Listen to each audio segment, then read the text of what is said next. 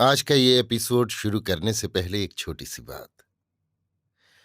क्या आप भी अपना पॉडकास्ट बनाने की सोच रहे हैं?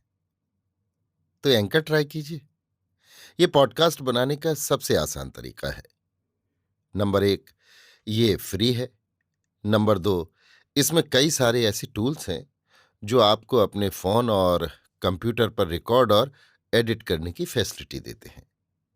नंबर तीन, आप अपने पॉडकास्ट को डिस्ट्रीब्यूट भी कर सकते हैं, जिससे इसे स्पॉटिफाई और दूसरे प्लेटफॉर्म पर सुना जा सके। तो डाउनलोड कीजिए फ्री एंकर ऐप या विजिट कीजिए anchor.fm पर अपना पॉडकास्ट स्टार्ट करने के लिए। ये तो थी एक छोटी सी जानकारी, और अब शुरू करते हैं एपिसोड का सिलसिला। तो आज के एपिसोड में लीजिए सुनिए फणीश्वर नाथ रेणु के लिखे उपन्यास मैला आंचल का भाग 39, मेरी यानी समीर गोस्वामी की आवाज में। संथाल लोग गांव के नहीं बाहरी आदमी हैं। जरा विचार कर देखो, ये तंत्रिमा का सरदार है। अच्छा तुम ही बताओ जगरू, तुम लोग कौन तत्मा हो? मगहिया हो ना? अच्छा कहो, तुम्हारे दादा ही पश्चिम से आए और तुम्हारी बेटी तिरहुतिया तंत्रिमा के यहाँ ब्याही गई है। मगहिया चाल चलन भूल गए। अब तिरहुतिया और मगहिया एक हो गए हो। लेकिन संथालों में भी कमार हैं, माझी हैं। वे लोग अपने को यहाँ के कमार और माझी में कभी खपा सके? नहीं। वे तो हमेशा हम लोगों को ही छोटा कहते हैं। गांव से बाहर रहते हैं। कहो तो गाने किसी संथाल को। विदेशिया का गाना या एक कड़ी चैती कभी नहीं गावेगा। इस देश का दारू हरगिज नहीं पिएगा। जब पिएगा तो पंचाए ही। समझो, सोचो। तहसीलदार साहब दरवाजे पर बैठे हुए बीहन लेने वालों से कहते हैं। 150 से ज्यादा लोग हैं। कालीचरण जी भी हैं, वासुदेव जी और बालदेव जी भी हैं। तहसीलदार साहब एकदम ठीक कह रहे हैं। नी भाई, जो भी हो, तहसीलदार साहब ही एक आदमी हैं जो कि गांव की भलाई बुराई की बात समझते हैं। ठीक कहते हैं तहसीलदार साहब। एकदम से फाटक खोल हुक्म दे दिए हैं। कोई बात नहीं, इस बार तुम लोगों को संदेह क्यों हुआ? अधियादार लोग ही बीहन के वाजिब हकदार हैं। और जो लोग मेरे अधिया नहीं हैं, उन्हीं से पूछो कि किसी साल हमने लौटाया है किसी को। तब ये है कि पिछले साल जैसी उपज हुई थी सो तो देखा ही हुआ है। तिस पर पेडीलावी कानून का देना अभी बाकी है। पेडीलावी यानी पैड़ी लेवी कानून। बहुत कोशिश पैरवी करके किसी तरह 100 मन कराया है। हरगौरी बाबू की कृपा से तो 500 मन लग गया था। इनसे शायद दारोगा साहब ने पूछा और उन्होंने बता दिया कि 5,000 मन धान होता है। वो तो थाना कांग्रेस के सेक्रेटरी ने कितनी कोशिश करके इसको 100 मन बनाया है। कल हरगौरी बाबू से पूछ रहे थे कि कहिए बाबू हरगौरी जी, यदि 500 मन धान अभी दे देते तो गांव वालों को बीहन और खर्चा कहाँ से मिलता? तहसीलदार होने से ही नहीं होता। ठीक बात, ठीक बात, वाजिब कहते हैं तहसीलदार साहब। कालीचरण के मन में बहुत से सवाल आते हैं, पर वो नहीं पूछेगा। उस दिन सेक्रेटरी साहब ने साफ कह दिया कि कामरेड, अभी संघर्ष मत छेड़ो। सबसे पहले अभी किसी एक इलाके में एक एरिया लेकर इसको स्पारमिन करेंगे। स्पारमिन यानी एक्सपेरिमेंट। तब इसके बाद और इलाके में इसके लिए हुक्म देंगे। सो भी संघर्ष से 1 महीना पहले दरखास्त लेना होगा लोगों से। फिर इंक्वायरी, फिर एजुकूटी मीटिंग। तब जाकर राय मिलेगी कि संघर्ष करना चाहिए कि नहीं। मेल माफत और पंचायत से अभी जो काम चले चलाइए। कुछ दिनों के बाद तो पार्टी एकदम धावा बोल देगी। हाँ, तहसीलदार साहब ठीक कहते हैं। कालीचरण भी कहता है, बालदेव जी भी कहते हैं। बौनदास कहाँ है? पुरैनिया से लौटकर नहीं आया है। हरगौरी बाबू भी अच्छी तरह समझ गए हैं कि काली टोपी वाले नौजवानों की लाठियों से ज्यादा खतरनाक हथियार है कानूनी नुक्स। तहसीलदार विश्वनाथ प्रसाद इसके माहिर हैं। उनसे अभी बैर लेना ठीक नहीं। सिंह जी को हरगौरी की तहसीलदारी पर पूरा भरोसा था। काली टोपी वाले संयोजक जी पर पूरा विश्वास था। लेकिन तहसीलदार विश्वनाथ ने तो कानून की ऐसी लकड़ी लगाई है कि भूमि हार भी मात। राजपूत का बल्लम बरछा उसके आगे क्या करेगा? ऊपर से कितना हंसमुख और कितना मीठ बोलिया है तहसीलदार बिस्नाथ, लेकिन पेट में जिलेबी का चक्कर है। राज का नया सर्किल मैनेजर दांतों तले उंगली दबाता है। ऐसा कानूनची आदमी। कहा इस्तीफा दे दो, इसलिए तड़ाक से दे दिया। कांग्रेसी का लीडर हो गया। हद है, इससे पार पाना मुश्किल है। हरगौरी ने सिंह जी के नाम संथाल टोली की 25 एकड़ जमीन बेनामी करवाई है, जिसमें से 2 एकड़ सिंह जी को मिलेगी। केलावन ने भी 5 बीघा संथाल टोली की बंदोबस्त ली है। बेतार का खबर सुमृतदास कोयरी टोला वालों से कहता है, यदि हरगौरी तहसीलदार ने तहसीलदार बिस्नाथ प्रसाद के नाम 200 बीघे और मेरे नाम से 50 बीघे की लिखा पढ़ी नहीं की तो फिर देखना। हाँ, कायस्थ है, खेल नहीं। सुमृतदास बेतार अब फिर तहसीलदार विश्वनाथ प्रसाद के साथ है। अब तो जैसे हरगौरी तहसीलदार वैसे विश्वनाथ तहसीलदार, लेकिन शर्त यही है, संथालों को सब मालूम है। अभी बालदेव जी, बावनदास जी और कालीचरण जी सब एक हो गए। संथाल लोग अच्छी तरह जानते हैं कोई साथ देने वाला नहीं। धर्मपुर में देखा नहीं, ऐसा ही हुआ। इसलिए बड़े बूढ़े ठीक कह गए हैं, यहाँ के लोगों का विश्वास मत करना। जब जिससे जो फायदा हो ले लेना, मगर किसी के साथ मत होना। संथाल संथाल है और दिक्कू दिक्कू। दिक्कू संथाल लोग गैर संथाल को दिक्कू कहते हैं। पांचाय देह को पत्थल की तरह मजबूत बनाता है और पीकर देखो यहाँ का दारू पत्थल को गला देगा। हरगिन नहीं, दिक्कू आदमी भट्टी का दारू, इसका विश्वास नहीं। अरे तीर तो है, यही सबसे बड़ा साथी है। साथी साथ छोड़ सकता है, तीर कभी चूकता नहीं। चुनका मांझी क्या बोलता है? डॉक्टर से क्या पूछने गया था? पूछना चाहिए था कालीचरण से, बालदेव जी से, तहसीलदार साहब से।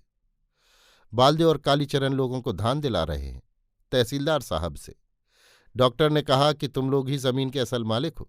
कानून है, जिसने 3 साल तक जमीन को जोता बोया है, जमीन उसी की होगी। डॉक्टर ने कहा है? डॉक्टर ने? सिनिया मुर्मू हंसती है। डॉक्टर हम लोगों का नाच देखना चाहता है, रोज टोकता है। जवान जोगिया मांझी तीर से पूंछ पर जंगली हंस के पैरों को बांधते हुए कहता है, डॉक्टर ने खरगोश का दाम दिया था 10 रुपया, 12 रुपया दर्जन चूहा, 2 सियार के बच्चों का दाम 50 रुपया। दे सकता है कोई बड़ा आदमी इतना दाम? सरकारी आदमी है मगर घूसखोर नहीं। कालीचरण को एकांत में कहती है मंगला देवी, एकदम अनुनय करके कहती है, काली तुम मत जाना, संथाल लोग नहीं मानेंगे, जरूर तीर चलावेंगे, मैं जानती हूं। तुम नहीं जानते काली बाबू ये लोग कैसे होते हैं, उनकी सूरतें भ्रम में डालने वाली हैं।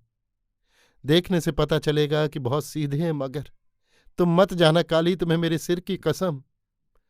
ठीक ही तो है, जो लोग सरगना मेंबर हैं वे क्यों जाएंगे? वासुदेव सुनरा और सनीचर भी नहीं जाएगा? हाँ, प्यारे भी नहीं जाएंगे। सोमा जट जाएगा? जाने दो, वो मेंबर नहीं। बालदेव जी तो ऐसी जगह जाएंगे ही नहीं, वहां हिंसा का भय है, वे नहीं जा सकते। तहसीलदार साहब लीडर हुए हैं, खुद जाएं या लठेतों को भेजें, हिंसा करें या अहिंसा करें। बालदेव जी तो सिर्फ चवन्निया मेंबर है। बावनदास यदि रहता तो अभी अकेले सबको, मैं तहसीलदार बिस्नाथ के कानून के, मात कर देता। लेकिन उसका दिमाग खराब हो गया है। 7 दिन हुए चिट्ठी लिखाने गया है, सो लौटा नहीं। गांधी जी को चिट्ठी देगा। गांधी जी को इतनी फुर्सत कहाँ है बाबा जो तुमको जवाब देंगे? लेकिन नहीं, बावन ने बहुत बार चिट्ठी लिखवाई है और हर बार जवाब आया है, भाई बावनदास जी आपका खत मिला। इस बार शशांक जी सबको पढ़कर सुना रहे थे। महात्मा जी ने बावनदास को प्रणाम लिखा है। बावनदास को महात्मा भी भगवान कहते थे। बावन जरूर अवतारी आदमी है। वो ठीक कहता था, भारत माथा और भी जार बेजार रो रही हैं। मैया रे मैया, बाबा हो बाबा। कौन रोती है? रमपिरिया रोती है, उसके भाई गनौरी को तीर लग गया है। कहाँ गया? किसने मारा? संथालों ने? कहाँ? लोग भागे क्यों आ रहे हैं? गांव में कुत्ते भूंक रहे हैं, कौवे कांव कांव कर रहे हैं। जोतखी काका ठीक कहते थे, गांव में चील काग उड़ेगा। हंसेरी बलवा लाठी निकाल रे। कहाँ हंसेरी? भाला निकालो रे। कहाँ हंसेरी? कैसा बलवा? क्या बात है?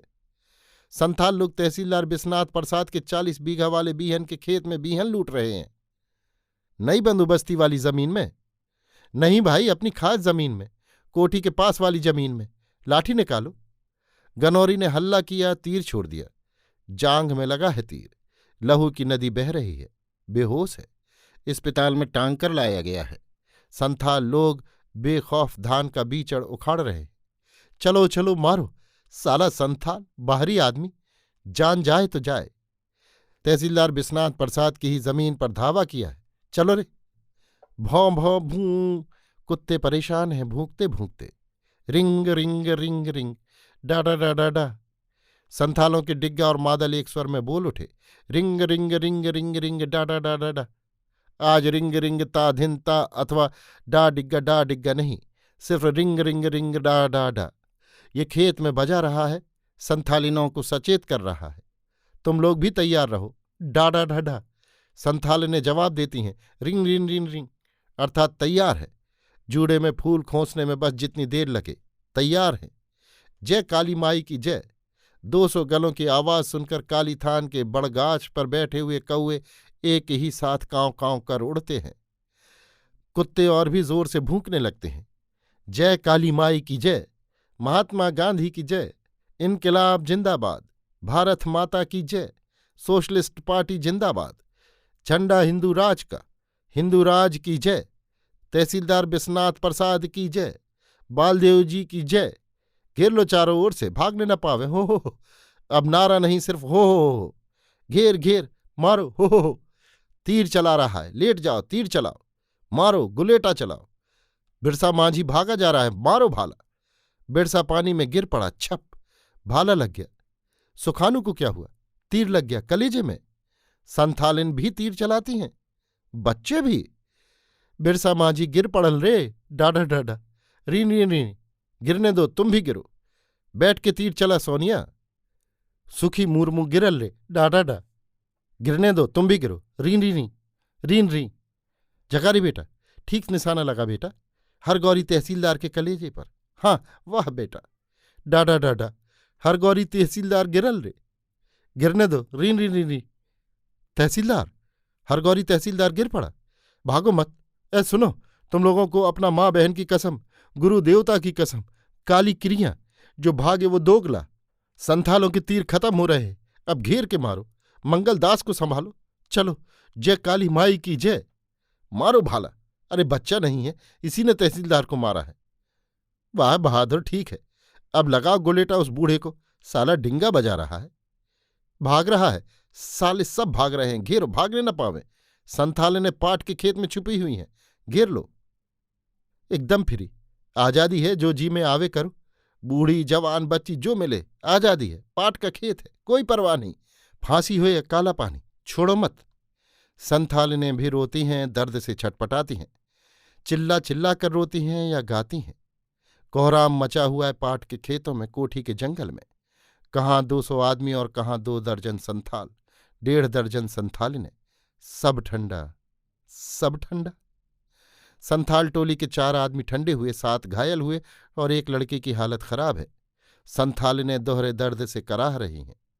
तहसीलदार की हंसेड़ी में 10 गुंडे ठंडे हुए, 12 बुरी तरह जख्मी हुए और 30 आदमी को मामूली घाव लगा है। संथाल टोली को लूट लिया गया।